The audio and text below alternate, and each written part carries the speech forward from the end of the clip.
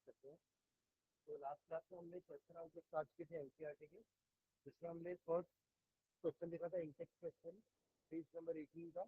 और ये क्वेश्चन था कि आपके पास तीन टेस्ट ट्यूब में तीन अलग अलग चीजें हैं, जैसे कि एक में पानी है, एक दूसरे में एसिड है और तीसरे में बेस है, और you are given with the red litmus paper. तो हाउ विल यू आइडेंटिफाई कि किस टेस्ट ट्यूब में क्या है, just with the help of that red litmus paper. तो आप one by one red litmus paper को तीनों में डिप करेंगे। जिसमें भी रेड ब्लू हो गया वो बेस होगा, है ना। बाकी दोनों में रेड रेड ही रहा होगा, क्योंकि एसिड और न्यूट्रल रेड को रेड ही रहने देंगे, बस बेस क्या करेगा, रेड को ब्लू कर देगा। तो अब तो आपको बेस आइडेंटिफाई हो गया है। अब बेस वाले को अलग कर दीजिए, बचे दो टेस्ट ट्यूब, दोनों में ब्लू वाला, अब तो ब्लू हो चुका है ना वो, रेड लिटमस पेपर बेस में जाने के बाद ब्लू हो गया। तो अब उस ब्लू को दोनों में डिप करेंगे, एक में कलर चेंज नहीं होगा और दूसरा रेड हो जाएगा। तो रेड वाला क्या हो जाएगा, एसिड। ठीक है, एक क्वेश्चन ये हमने देखा था, ये पहला क्वेश्चन था ना उस पेज में, पेज नंबर 18 में। देन पेज नंबर 22 के लिए तीन क्वेश्चन हमने डिस्कस किए थे। इसका फर्स्ट क्वेश्चन था कि कर्ड या एनी स्टोर सब्सटेंस को हम कॉपर या जिंक के वेसल, मतलब ब्रास और कॉपर के वेसल्स में स्टोर क्यों नहीं करते। उसका कारण है, हाँ, किसी भी मेटल में नहीं करते खट्टी चीजों से। हमेशा हम क्या यूज करते हैं, अदर यूज ग्लास, अगर लॉन्ग टाइम तक स्टोर करना है। ऐसे तो हम खाते वक्त दही ले लेते हैं ना कटोरी में और खा लेते हैं, और फिर वो धुल जाता है, तो वो that is for a very short period of time, तो उतना जल्दी रिएक्ट नहीं हो पाता। पर अगर आप स्टोर करके रख रहे हो तो उसको तो टाइम मिल गया पूरा खराब करने का, तो उस केस में आपका पूरा वेसल खराब हो जाएगा। इसलिए जो हम घर में पिकल डालते हैं, अचार डालते हैं, वो तो पूरे साल भर का रहता है ना, तो उसको हम कितने डालते हैं, या तो क्ले वाला आता है वेसल उसमें, या फिर ग्लास वाला। ठीक है, तो उसका रीजन है कि it will spoil that vessel, इसलिए हम उसको मेटल वाले कंटेनर में स्टोर नहीं करते। फिर उसी के उसी पेज में सेकंड क्वेश्चन था, क्या था question, what happens when a gas when a acid react with metal, ऐसी था क्वेश्चन, कि जिंक का दिया हुआ है क्वेश्चन। पढ़ना क्वेश्चन क्या है, पेज नंबर 22 का क्वेश्चन नंबर 2, कहाँ है बुक। तो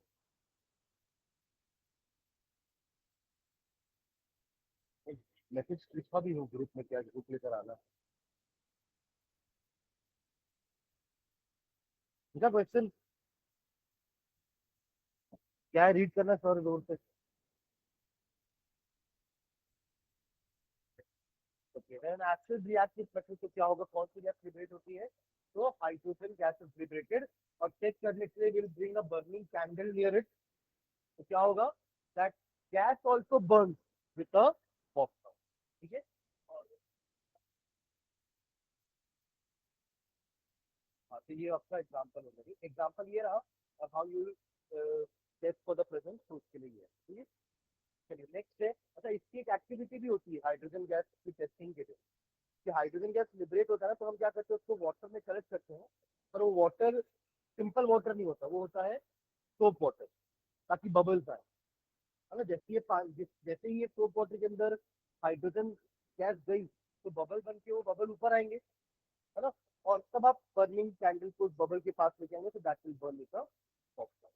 ठीक है, चलिए एक और थर्ड क्वेश्चन था उसी केस में। क्वेश्चन क्या था, ये एबीसीडी वाला कुछ क्वेश्चन था ना,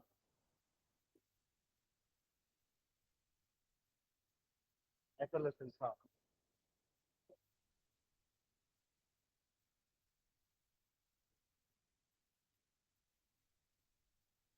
क्लोराइड, ये बहुत इंपॉर्टेंट है ना, कि कैल्शियम क्लोराइड से अपन को पता चला कि जो हमारा कंपाउंड है वो कैल्शियम का है, इसका तो श्योर है। फिर गैस कौन सी है, उसके लिए हिंट दिया है कि दिस एक्सटिंग्विशेस द फायर। दो हिंट दिया हुआ है। पहला हिंट दिया है कि एफरवेसेंस आएगा, अगर वो नहीं समझ पा रहे हैं तो दूसरा हिंट दिया हुआ है कि fire will extinguish from that gas, और वो कौन सी होती है, कार्बन डाइऑक्साइड। तो कार्बन डाइऑक्साइड लिबरेट हो रही है, तो ये कौन सा होता है, एसिड की कौन सी प्रॉपर्टी है, when a acid reacts with metal carbonate या बाइकार्बोनेट, मेटल कार्बोनेट या मेटल बाइकार्बोनेट। तो यहाँ पे हमने मेटल कार्बोनेट ले लिया, और कैल्शियम क्लोराइड था इसलिए कैल्शियम कार्बोनेट लिया। अगर यहाँ बोलता कि one of the compound is magnesium chloride, तो यहाँ पे आप मैग्नीशियम कार्बोनेट लेते। क्लियर है, और ये हमारा last। यहाँ तक हुआ था लास्ट क्लास में। आई होप यहाँ तक सबने लिख लिया है कॉपी में। ठीक है, चलिए आगे बढ़ते हैं। नेक्स्ट पेज नंबर 25 आ जाइए। पेज नंबर 25, क्वेश्चन रीड करिए। पेज नंबर 25 मिला। रुद्राक्ष और भाई देखते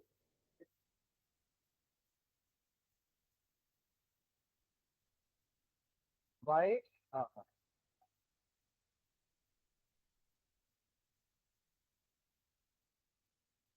ओके। क्वेश्चन ये है कि HCl और HNO3 एसिडिक कैरेक्टर शो करते हैं when dissolved in water या when mixed with water, जबकि ग्लूकोज और अल्कोहल के एक्वा सॉल्यूशन एसिडिक नहीं होते हैं। अब देखो, पूरा एसिडिक कैरेक्टर किसके कारण होता है? H पॉजिटिव, है ना। तो अब जो भी एक्वा सॉल्यूशन में जाके H पॉजिटिव लिबरेट करेगा वो एसिड कहलाएगा। अब ये दोनों एसिड कहला रहे हैं, मतलब ये दोनों पानी में जाने के बाद H पॉजिटिव आयन लिबरेट करते होंगे और ये दोनों नहीं करते होंगे। That is why they do not show acidic character. ऐसा हम हर केयर लिखेंगे। जो भी एक्वा सॉल्यूशन में एसिडिक नहीं, उसका एक ही रीजन है कि वो एक्वा सॉल्यूशन में H पॉजिटिव आयन लिबरेट नहीं करेगा। ठीक है, same goes with base also, कि कोई बेस है तो क्यों है? क्योंकि वो एक्वा सॉल्यूशन में OH नेगेटिव लिबरेट कर रहा है ना। और अगर नहीं है तो OH नेगेटिव लिबरेट नहीं कर रहा है, इससे नहीं है। ठीक है, तो ये हमारा एसिड, ये हमारा, और ये दो एग्जांपल है ना, वो दोनों जो एसिड दिया अपन HCl और HNO2, दोनों को वाटर में मिक्स किए, you'll get H पॉजिटिव, और यही H पॉजिटिव वाटर का रिएक्टर क्या बना लेता है? Hydronium ion. ये था ना हाइड्रोनियम आयन। ठीक है, मैंने आपको याद रखने के लिए कहा भी था कि हाइड्रोजन से बना है हाइड्रोनियम आयन, जैसे अमोनिया से बनता है अमोनियम आयन। है अमोनियम आयन अपन पढ़ते थे क्लास 9 में, NH4 का 1 पॉजिटिव। इसके साथ जो बेस बनता है वो वीक बेस होता है, NH4OH। पॉलीएटॉमिक हमने जितने ही पढ़े उसमें एक लौता है ये पॉलीएटॉमिक पॉजिटिव वाला है, बाकी सारे नेगेटिव है। कार्बोनेट, सल्फेट, नाइट्रेट, वो सब क्या है? Negative polyatomic ion. तो यही एक पॉजिटिव पॉलीएटॉमिक कैटायन हमने पढ़ा है। ठीक है, चलिए क्लियर है वाला क्वेश्चन। इसी पेज का सेकंड क्वेश्चन है। हाँ, निकाल।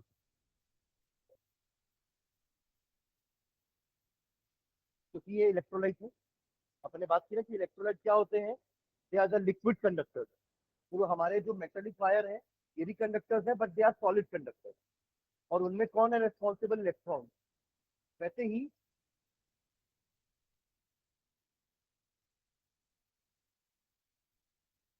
उसी तरीके से अगर लिक्विड सॉल्यूशन है, एक्वा सॉल्यूशन है, इसमें ions are responsible for the flow of electricity. समझिए क्या? दैट इज माई एसिड नहीं, बेस। यहाँ पे जो आपको एसिड बोला है, अगर बेस भी होता या कोई सॉल्ट भी होता तो उसका एक्वा सॉल्यूशन इलेक्ट्रिसिटी कंडक्ट करेगा। All are electrolyte. क्या है ये सारे? इलेक्ट्रोलाइट। इलेक्ट्रोलाइट क्या होते हैं? They are the liquid conductor. They are the liquid. एक अगर एक लाइन में मुझे अगर बोलना है कि इलेक्ट्रोलाइट क्या है, तो कंडक्टर तो है, बट किस टाइप के हैं? लिक्विड। हो सकता है वो मॉल्टन फॉर्म में हो या हो सकता है एक्वस फॉर्म में, बट मेन क्या होना चाहिए? उनके पास आयन। क्लियर है? ठीक है, चलो लिखिए दोनों को आंसर दो। Page number 25, question number 1 and question number 2।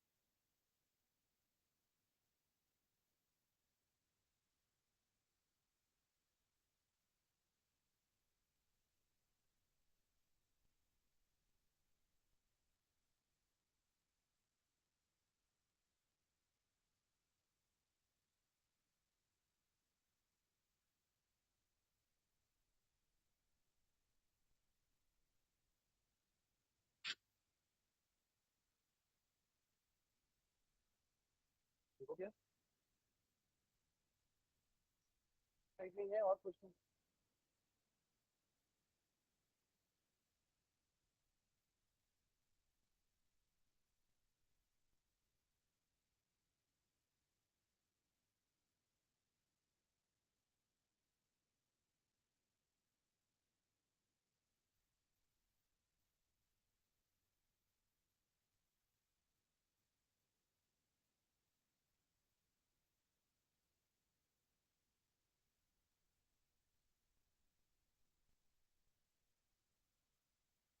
Correct. But you on the stage, but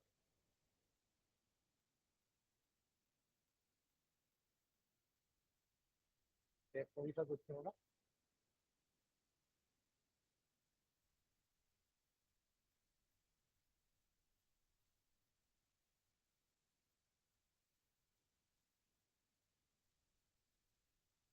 देखिए dry HCl gas does not show acidic character and therefore does not change the colour of very good. इसका भी लिख सकते हैं। इसके अलावा हम एक लाइन और ऐड कर देंगे इसमें कि dry HCl gas do not contain H positive ion. ठीक है, तो इसको इसी में इंक्लूड करते हैं। तो dry HCl gas does not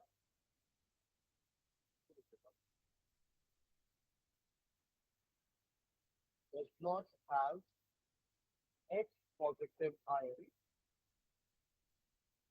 and therefore do not show acidic character. Therefore, and hence does not change the color of the aluminium.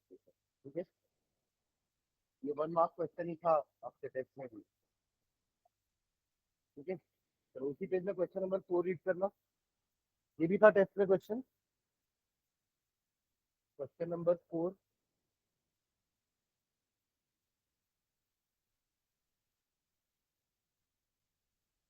Not water to acid, ये भी था क्वेश्चन कि why what is preferred, adding acid to water और water to acid. आप पानी में acid डालोगे कि एसिड में पानी डालोगे? इसका आंसर क्या था? हम पानी में एसिड डालेंगे। पानी लेंगे कंटेनर में और धीरे धीरे एसिड ऐड करेंगे वाइल कंटिन्यूअसली करेंगे। तो उसके पहले ना आपको ये बताना जरूरी है कि हम ऐसा कर क्यों रहे हैं, क्योंकि एसिड का डाइल्यूशन या डिसोल्यूशन प्रोसेस कैसा होता है? एक्सोथर्मिक। ये वर्ड आपके आंसर में आना चाहिए, एक्सोथर्मिक वर्ड आना चाहिए, फ्लैशिंग वर्ड आना चाहिए आपके आंसर में कि एक्सोथर्मिक होने के कारण जो हीट लिबरेट हो रही है उससे एसिड क्या हो सकता है? फ्लैश आउट हो सकता है and that might harm us, right? That is why always acid is added to water, that too with continuous stirring, ताकि वो एक जगह जमा ना हो, यूनिफॉर्मली आपके वाटर में डिस्ट्रीब्यूट होता रहे। ठीक है, so the dissolution of an acid in water is a highly exothermic reaction and produces lot of heat. If water is added to concentrated acid, the heat generated may cause the mixture to splash out and cause burn. Therefore, acid must be added to water with constant stirring. ठीक है, ये हमने notes में भी कहीं ना कहीं लिखा है, नोट नोट करके, है ना? ठीक, चलिए नेक्स्ट क्वेश्चन नंबर 5 पढ़ना।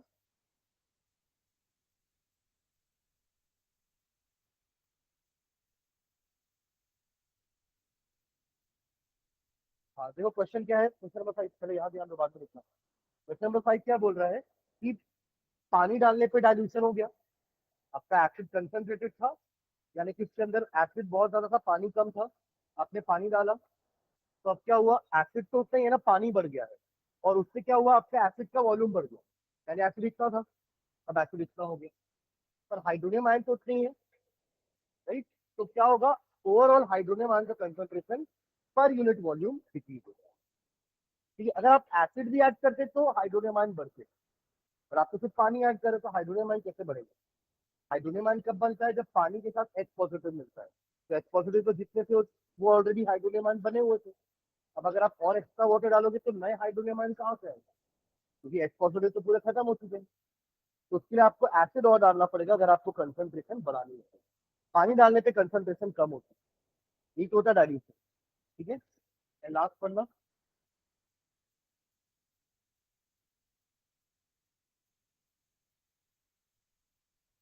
अब इसमें बेस डाल रहे हैं, पानी नहीं डाल रहे। एक बेस में या एक बेसिक सॉल्यूशन में अगर आप और बेस डालें, यानी कि NaOH सॉल्यूशन में पानी नहीं डाल रहे हैं, NaOH और डाल रहे हैं, तो और OH नेगेटिव आयन क्रिएट होंगे।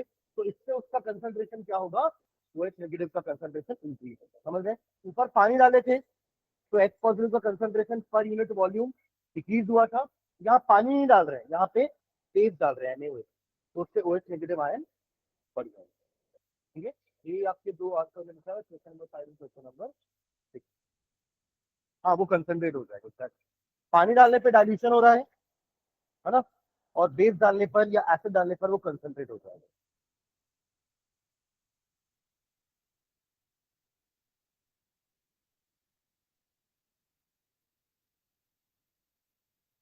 ये समझ गया ना, पहला आंसर कैसे लिखना है। 10 के बाद आपको ये पूरा कंटिन्यू करना है यहाँ तक, फिर ये कंटिन्यू करना है, दिया की जगह हेल्प लिखना है।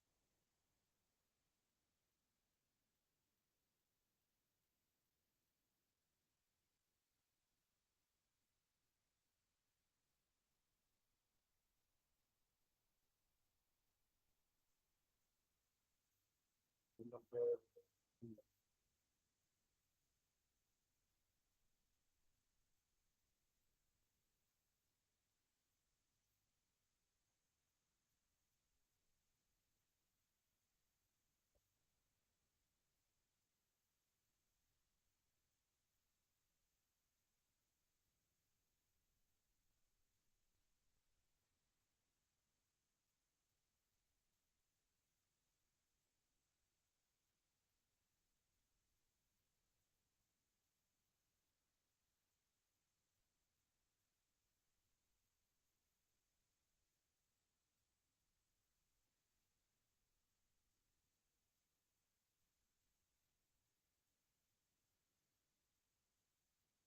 ये बात तो समझ में नहीं।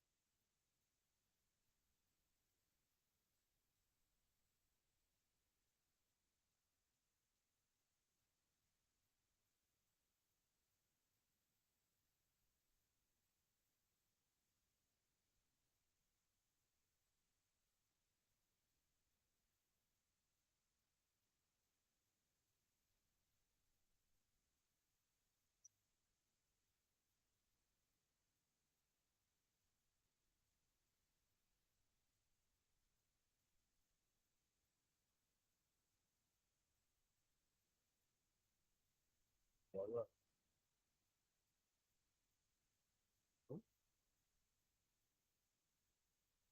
बहुत ज्यादा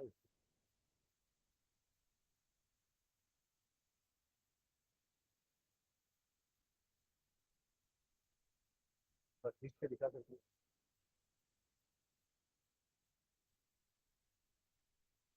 इसमें तो आंसर शीट मैं देता हूँ ना, तो उसमें तो लाइन छोड़ छोड़ के लिखिए एक आंसर के बाद, कचरा टाइप से लिखता है।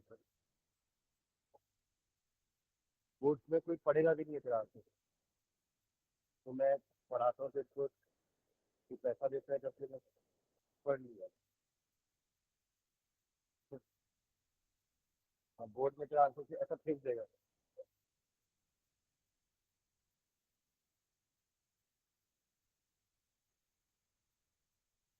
हो जाएगा।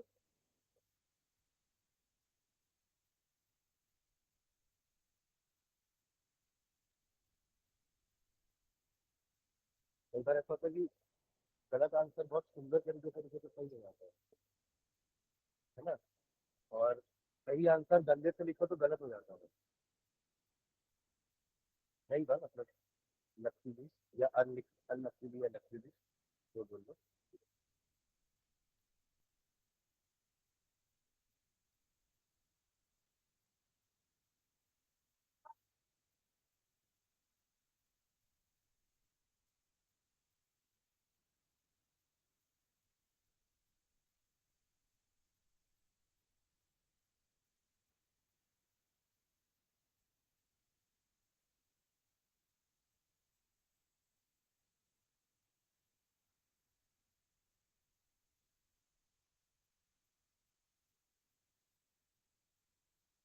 डन।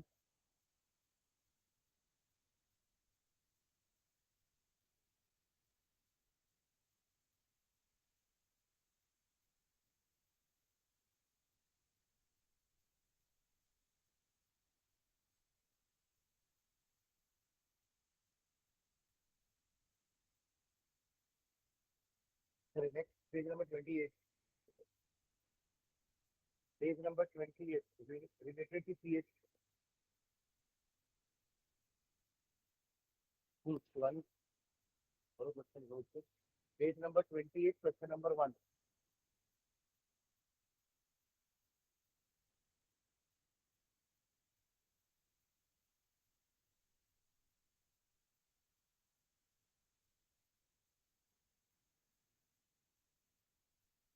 तो क्या बोल रहा है क्वेश्चन में कि एक सोल्यूशन है ए जिसका पीएच है 6, करेक्ट। और दूसरा सोल्यूशन है बी जिसका पीएच है 8। एच पॉजिटिव और ओ एच नेगेटिव दोनों के पास ही है। बस फर्क इतना है कि किसी एक के पास एच पॉजिटिव ज्यादा है और किसी दूसरे के पास ओ एच नेगेटिव ज्यादा है, करेक्ट। तो हमने देखा ना पीएच में 0 से 7 के रेंज में जो आते हैं वो एसिड होते हैं, और 7 से ग्रेटर देन वाले क्या होते हैं आपके बेस। ग्रेटर देन 7 क्या होते हैं बेस, ग्रेटर देन 7 और 0 से 7 के बीच में। तो अब मतलब लेस देन 7 बोल रहे, ठीक है। Less than 7 acid, greater than 7 base. तो 6 वाला क्या होगा, एसिड होगा तो उसके पास एच कंसंट्रेशन ज्यादा होगा और बी वाले के पास कम। फाइनली आपको दूसरा आंसर क्या करना है कि कौन एसिडिक है कौन बेसिक है, तो ए एसिडिक है और बी बेसिक है। सिंपल है ना क्वेश्चन तो, है ना। तो बेस्ड ऑन पीएच आपको पीएच वैल्यू पता होनी चाहिए कि किसकी कितनी है, ठीक है। चलिए सेकंड क्वेश्चन।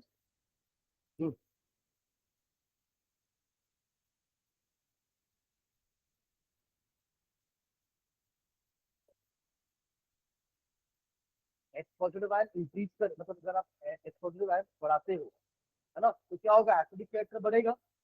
और अगर डिक्रीज करोगे तो एसिडिक कैरेक्टर डिक्रीज होगा, सिंपल। अब इसके पहले भी तो वही लिखा था ना हमने, पर वहां हमने कंसंट्रेशन कम किया था, पानी ऐड कर, है ना। तो एच पॉजिटिव कंसंट्रेशन इंक्रीज करोगे तो एसिडिक कैरेक्टर बढ़ेगा, और एच पॉजिटिव कंसंट्रेशन डिक्रीज करोगे तो एसिडिक कैरेक्टर कम होगा। डिक्रीज कैसे करोगे, निकाल तो सकते नहीं हो, वही डाइल्यूशन करोगे, पानी ऐड कर दो, ठीक है। थर्ड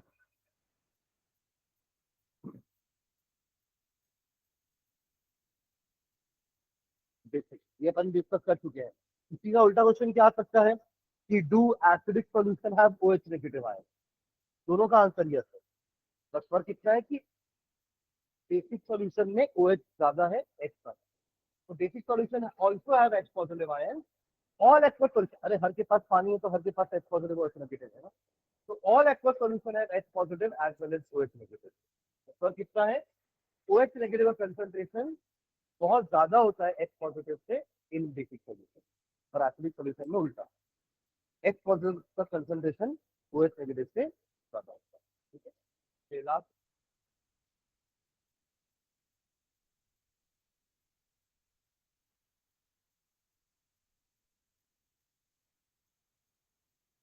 हाँ मतलब ये तीनों बेस हो गए ना। तो बेस पे लग रहा है मतलब डेफिनेटली उसका सॉइल कैसा हो गया है, एसिडिक।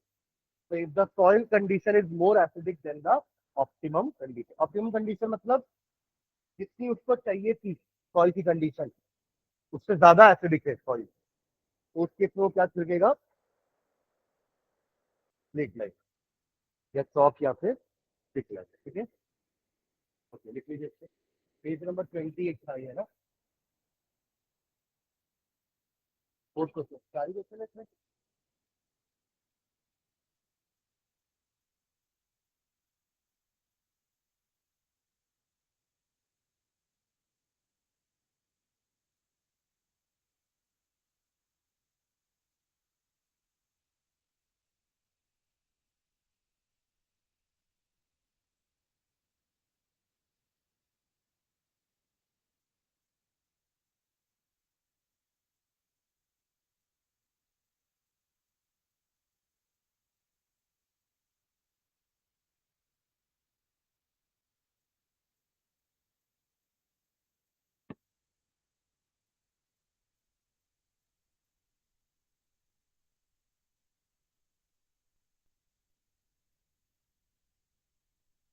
सॉल्ट वाले का टेस्ट रख दिया है ना, एक्शन बेस को हो गया था, सॉल्ट वाले पार्ट का टेस्ट बचा है, पढ़ना चालू कर दूंगा ना, अभी नहीं हो सकता है सॉल्ट पे, सरप्राइज भी हो सकता है, तो इसलिए पढ़ना चालू कर दो आज से ही।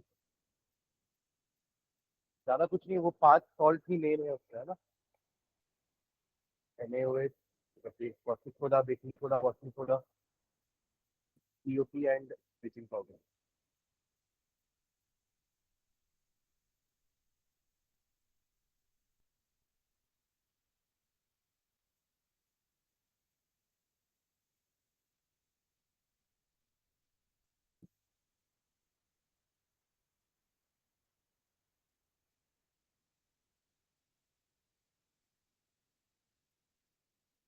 बैलेंसिंग में नहीं कटा है, आपका फॉर्मूले में कटा है, आपने फॉर्मूला सही नहीं बना, आपको बैलेंसिंग नहीं बोलते।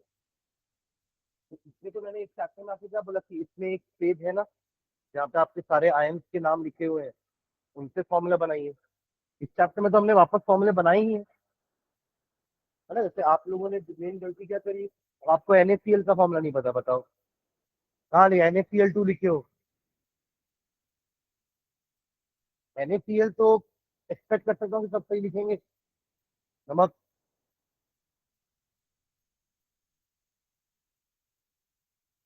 तो फॉर्मूला गलत बना रहे हो आप, है ना। तो उसके लिए इसमें जो एक पेज है ना जिसमें सारे आयन्स लिखे हैं, उनसे इसमें ट्राई करो सबके फॉर्मूले बनाना।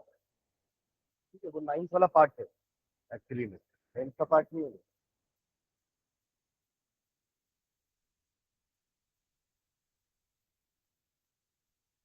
चलिए हो गया,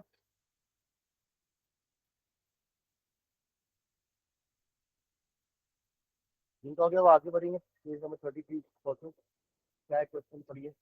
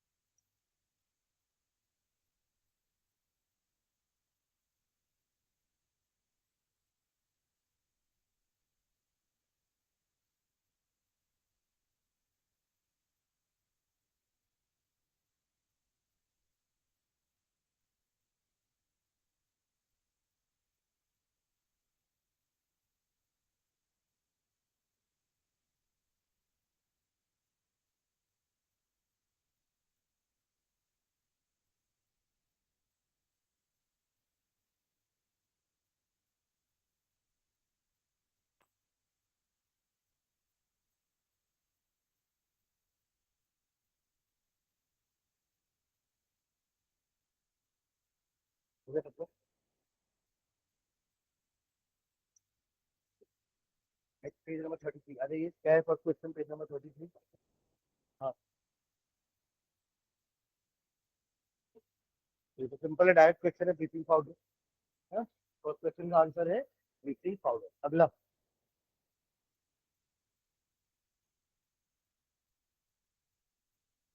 ये आपका ब्लीचिंग पाउडर का प्रिपरेशन होगा।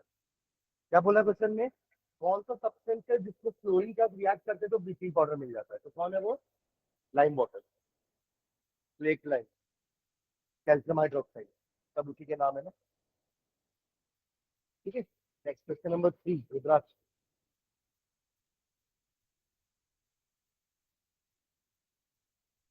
सॉफ्टिंग, सॉफ्टनिंग, सॉफ्टनिंग तो TING हो जाएगा ना, SOFTEN, फिर ING है ना, सॉफ्टनिंग है ना, वॉशिंग हो रहा है। तो इसका एप्लीकेशन का मैंने आपको बोला, यूजेस बहुत इंपॉर्टेंट है ना। तो मैंने आपको पूरा बताया था कैसे हार्ड वाटर होता है, क्या होता है हार्ड वाटर, क्यों हार्ड वाटर वो होता है, because of the dissolve salt.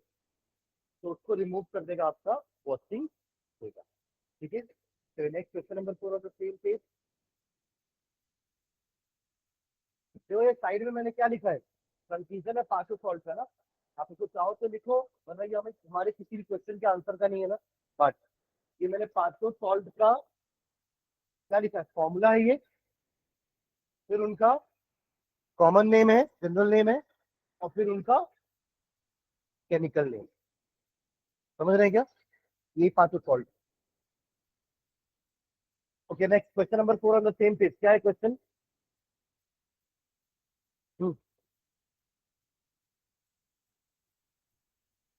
Hydrogen carbonate easy, है ना। तो ये वही बेकिंग सोडा की प्रॉपर्टी मिलेगा आपको कि Na2CO3 बनता है, CO2 बनेगा एंड H2O बनेगा। ये रिएक्शन, ठीक है। रिएक्शन इंपॉर्टेंट है ना, ये हमारे वॉशिंग सोडा के प्रिपरेशन में भी आएगा। सॉल्वे प्रोसेस का सेकंड स्टेप, पहला स्टेप तो प्रिपरेशन ऑफ बेकिंग सोडा ही है, दूसरा step heating of baking soda है, और third step mixing of water with this.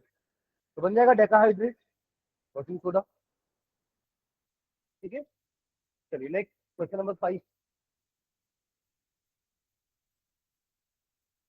ये हाइड्रोजन, वही बाइकार्बोनेट, सोडियम हाइड्रोजन कार्बोनेट या सोडियम बाइकार्बोनेट लिख सकते हैं। If heated it gives sodium carbonate CO2 and H2O। Reaction लिखेंगे, है ना। जहां तक हो सके हर बार रिएक्शन लिखिए। रिएक्शन क्या है, हमें दूर से दिख जाता है, अब फिर हम ऊपर का कंटेंट पढ़ेंगे भी नहीं। ठीक है। अब जैसे क्वेश्चन था टेस्ट में कि what happens when hydrochloric acid is added with iron filing या मैग्नीशियम या वो क्रस्ट एक्सेल।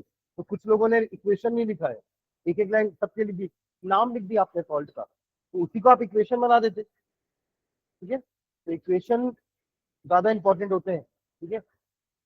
चलिए लास्ट क्वेश्चन क्या है?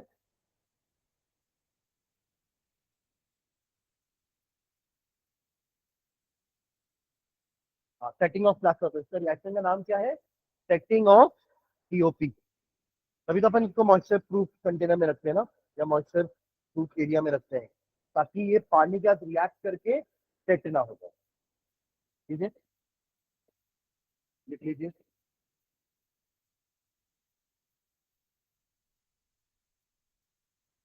कितना ही देखिए लास्ट, मतलब सिर्फ एक्सरसाइज है ना।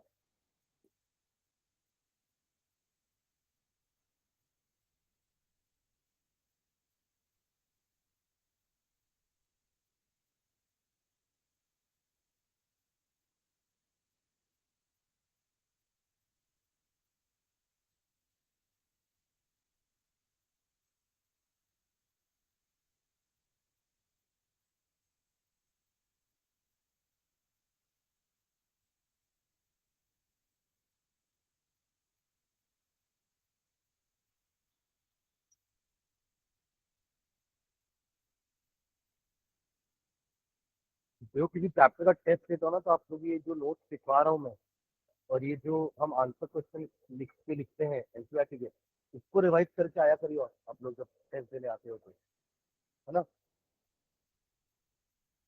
बुक ही नहीं खोलते हैं, अपना अपना डेफिनेशन लिख के आया है हर चीज।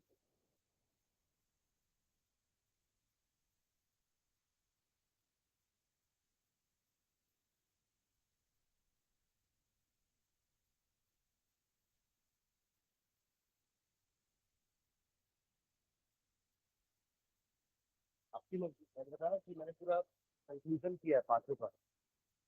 आपके पास में लिखा हुआ है, आप हर अलग अलग सॉल्ट की हेडिंग में जाएंगे, कॉमन नेम भी लिखा हुआ है, और रियल नेम, मतलब रियल नेम नहीं होगा,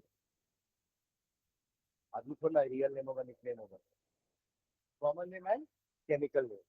ठीक है। फूल वाला नहीं। हाँ, क्या? हाँ, अभी तो ये आधा और ये 1.5 मिल के 2 हो गए। 1.5, हाँ। हाँ, नहीं है पॉसिबल, तभी तो अपन ने इसका एक और भी दिखा था ना कि अपन ने इसको थोड़ा डबल कर दिया था, तो ये 1:2 हो गया था, ये ट्वाइस हो गया था। वो भी पीओपी है, ये भी पीओपी है। ठीक है।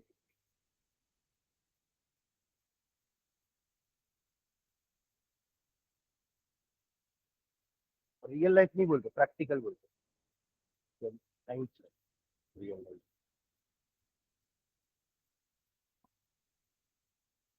रियल लाइफ अपन कब यूज करते हैं? पिक्चरों वाला, real life and real life. Science में हम थ्योरी एंड प्रैक्टिकल बोलते हैं। थ्योरी में कुछ और होता है, प्रैक्टिकल में कुछ और होता है। जैसे कि पिक्चर में कुछ और होता है, रियल लाइफ में कुछ और होता है, रियल लाइफ में कुछ और होता है। डन। जिनका हो गया एक्सरसाइज का निकालो, तो उसमें कुछ क्वेश्चन एमसीक्यूज होंगे, जल्दी देखो। एमसीक्यूज है क्या? एमसीक्यूज शुरू के कितने? शुरू के 4-5। हाँ, जल्दी पांचों बनाओ। पांचों एमसीक्यू बनाओ जल्दी से। लास्ट बेंच से एक को क्या कर सकते हो क्या इसको फर्स्ट बेंच में? हाँ, बीच में रख लेते।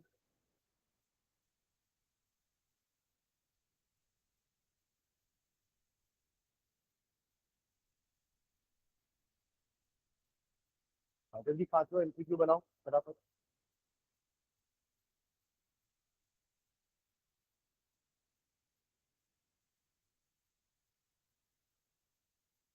बन रहे?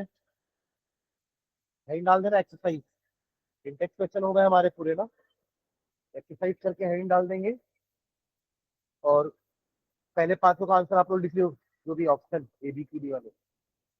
ठीक है, ध्यान रखना जब भी आपका ये क्वेश्चन एमसीक्यू आता है ना, तो ऑप्शन के साथ साथ वो उसका ऑप्शन का डिटेल भी लिख दो। पर ध्यान रखिए कि ऐसा ना हो कि ऑप्शन बी लिख रहे हैं और कंटेंट बी का लिख दिए। ऐसा भी होता है, गलत हो जाएगा, और क्या होगा? और क्या? आप अपने ही आंसर को कॉन्ट्राडिक्ट कर रहे हो ना कि नहीं डी नहीं दी है, कि नहीं बी नहीं दी है, तो किसको मानेगा? आपको थोड़ा मिलेगा बेनिफिट ऑफ डाउट। हो गया डन? पांचों हो गए? हाँ, चार होगा तो फिर। चार होगा, चार हो गए।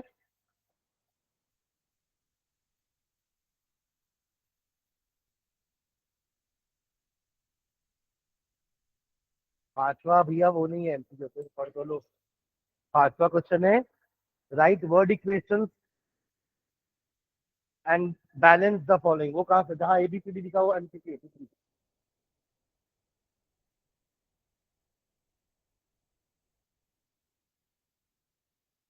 हो गया चारों?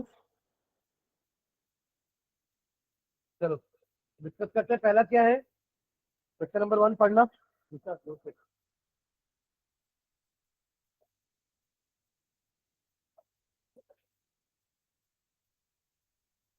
ऐसा किसी ने लिटमस लिखा है, पता है आंसर शीट में? हाँ, लिटमस तो लिटमस लिखा है किसी ने, अभी एक पढ़ी तो मेरे को याद आया। हाँ, पहले बार पढ़ो ना तो ऐसे ही लगता है। हाँ, तो क्या क्या ऑप्शन दिया हुआ है? 1, 4, 5 एंड 10। तो अगर वो रेड लिटमस को ब्लू कर रहा है, यानी कि वो बेस होगा, तो उसके लिए कौन सा होगा? 10। ठीक है, चलो अगला देखो। हाँ, पढ़ो, इतनी बार पहली बार पढ़ रहे हो आप।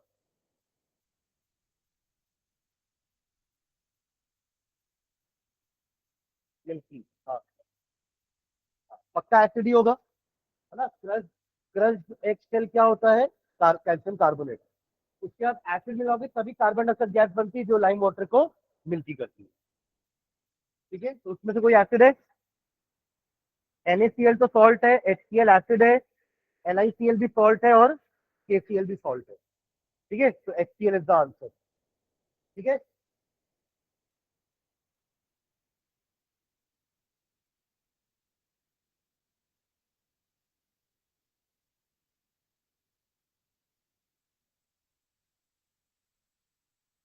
तो उसको भी डबल करना पड़ेगा। अगर आपने 10 ml को 8 ml से न्यूट्रलाइज किया है, तो अगर आप 20 ml ले रहे हो तो उसको भी बढ़ा करके 16 ml लेना पड़ेगा, वरना कंप्लीटली न्यूट्रलाइज नहीं हो पाएगा। ठीक है, तो answer will be 16 ml। Clear है ये? तो लास्ट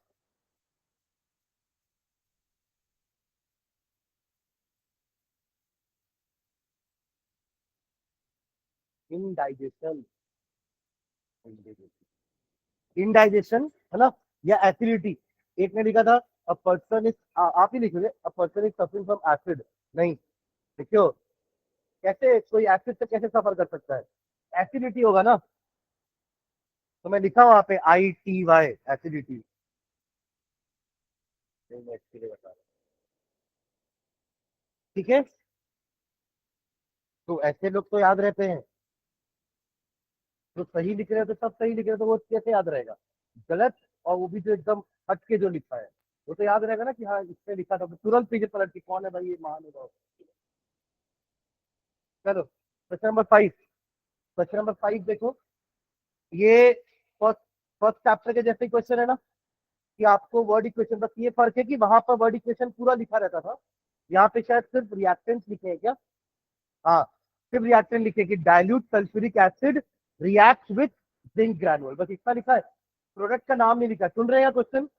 फर्स्ट चैप्टर में अगर ये क्वेश्चन होता तो आपको प्रोडक्ट भी दिए हुए होते कि zinc granules react with dilute sulfuric acid to give zinc sulfate and hydrogen gas. Now convert this into symbolic form and balance it. But अब आपने क्योंकि टाइप्स ऑफ रिएक्शन पढ़ लिया है, तो आप इसका प्रोडक्ट भी लिख सकते हो। आपने देखो दोनों चीजें पढ़ ली, आपने टाइप ऑफ रिएक्शन भी पढ़ा है, डिस्प्लेसमेंट, और आपने एसिड की प्रॉपर्टी भी पढ़ ली है, सॉल्ट एंड हाइड्रोजन गैस। समझे क्या?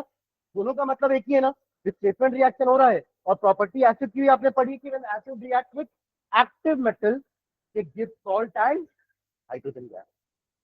क्लियर है? तो अब आप स्टेशन को कंप्लीट कर सकते हैं। क्लियर है ये? सेकेंड पार्ट क्या बोल रहा है? देखो, जैसे जिंक ग्रैनुल्स के फॉर्म में आता है, मैग्नीशियम रिबन के फॉर्म में आता है। क्वेश्चन दिया था मैंने मैग्नीशियम रिबन। तो magnesium ribbon with dilute hydrochloric acid gives MgCl2 plus hydrogen. ये तो हमारा क्वेश्चन भी था। कुछ लोग के सेट में मैग्नीशियम था ना, कुछ लोग के सेट में आयरन था मैग्नीशियम की जगह, है ना। एच सेल सबके में था, क्योंकि मेरे को पता था किसी को याद नहीं रहेगा, तो क्या ही फिटिंग करोगे, है ना। फिर एल्यूमिनियम वाला, aluminium react with acid, again aluminium sulphate and hydrogen. तो ये सारी एक ही प्रॉपर्टी के तो क्वेश्चन है, and that property is when acid reacts with active metal, it gives metallic salt and hydrogen gas, which can be tested by bringing burning matchstick. The gas burns with a phosphor. The gas burns with a phosphor. ठीक है, चलिए next question number 6 पढ़ना क्या है।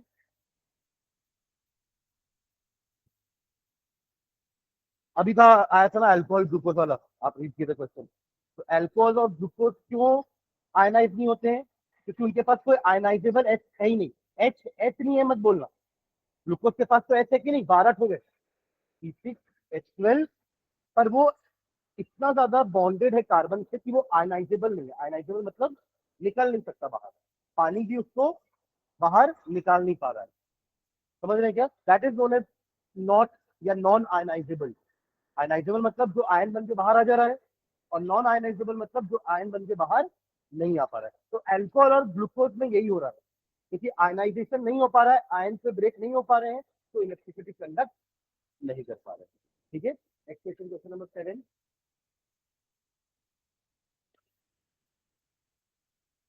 Why does distil water not conduct electricity? क्योंकि distil water में ion नहीं है। अगर उसमें अपन ने एसिड डाल दिया या एक सॉल्ट डिजोल्व कर दिया ना, तो हमें क्या हो जाएगा, उसको हम कंडक्टिव बना सकते हैं।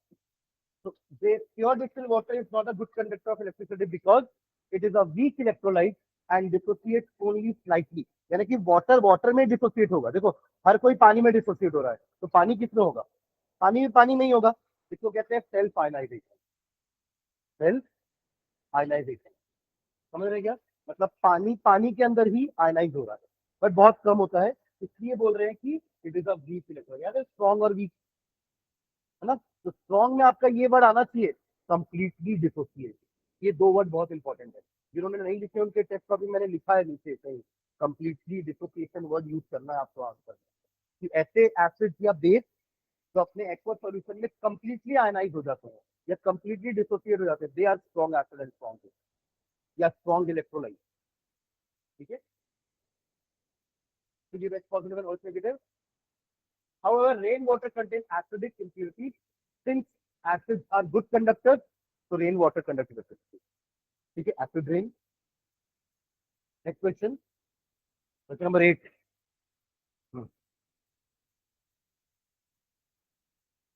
ये भी अपन पढ़े कि एसिड पानी के प्रेजेंस, सॉरी पानी के एब्सेंस में एसिडिक बेस शो क्यों नहीं करता, क्योंकि उसको आयनाइज होने के लिए वाटर चाहिए।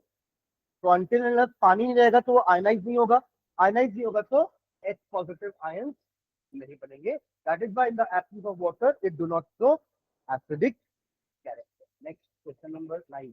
ये आप लोग बनाओ जल्दी से क्वेश्चन नंबर 9, बताओ तो मेरे को क्या होगा आंसर इसका। क्वेश्चन नंबर 9 पढ़िए, रूट से पढ़ो कोई। सॉरी,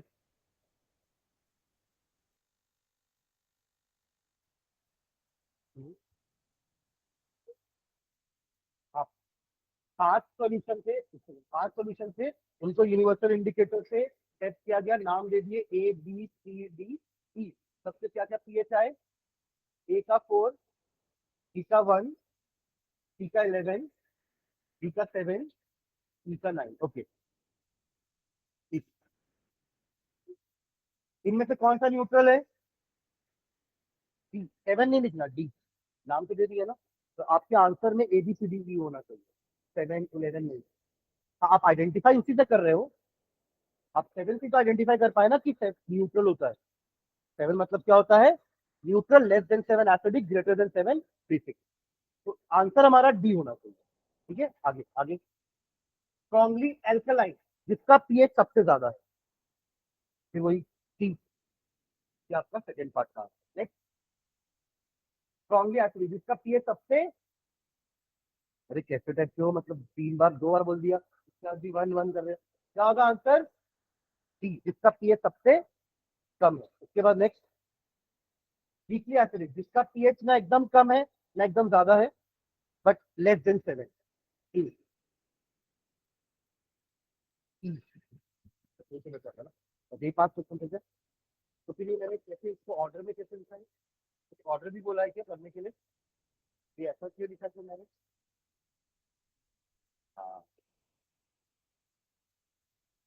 अरेंज द पीएच, अब पीएच को अरेंज करना, अब ABCD नहीं, arrange the pH in the increasing order of hydrogen ion concentration, मतलब सबसे कम किसके, इंक्रीजिंग मतलब छोटे से बड़ा हुआ ना, सबसे कम किसके पास है, जो सबसे ज्यादा बेसिक है 11, फिर उसके कम बेसिक कौन है 9, न्यूट्रल कौन है 7, वीकली एसिडिक कौन है 4, और हाईएस्ट एसिडिक कौन है 1।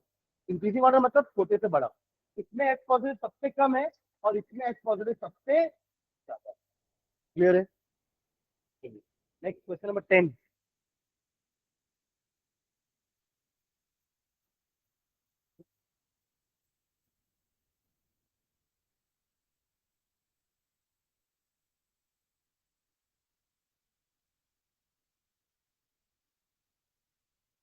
एक में स्ट्रॉन्ग एसिड डाल दिए और दूसरे में वीक डाल दिए। एसिटिक एसिड वीक एसिड होता है और हाइड्रोक्लोरिक एसिड स्ट्रॉन्ग एसिड होता है। अभी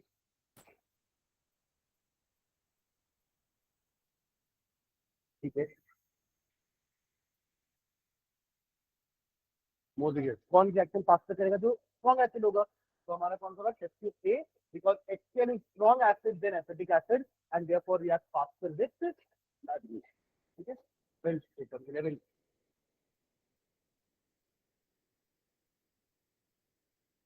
क्या है,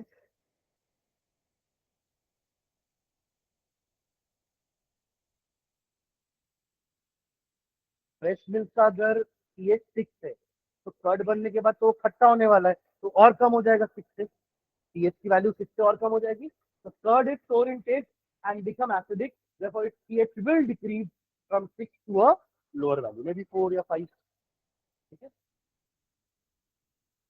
11 इसे और सी कुछ नहीं, इसे क्या है बताओ तो। बारवा क्या है?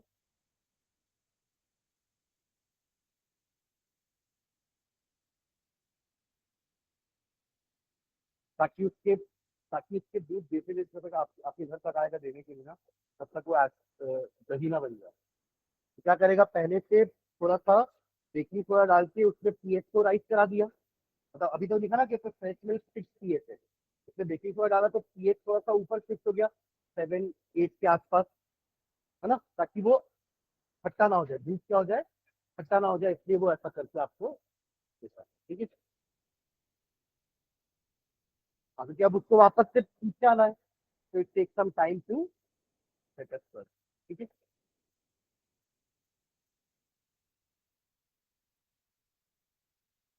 पैक्ड मिल्क पूरा सील्ड रहता है ना, मतलब ऐसा कुछ इम्प्योरिटीज उसमें जाएंगी नहीं, इसलिए ऐसा जरूरत नहीं पड़ती। हाँ, तो ये 12 लिखवा दूंगा मैं नेक्स्ट क्लास में। और क्या है?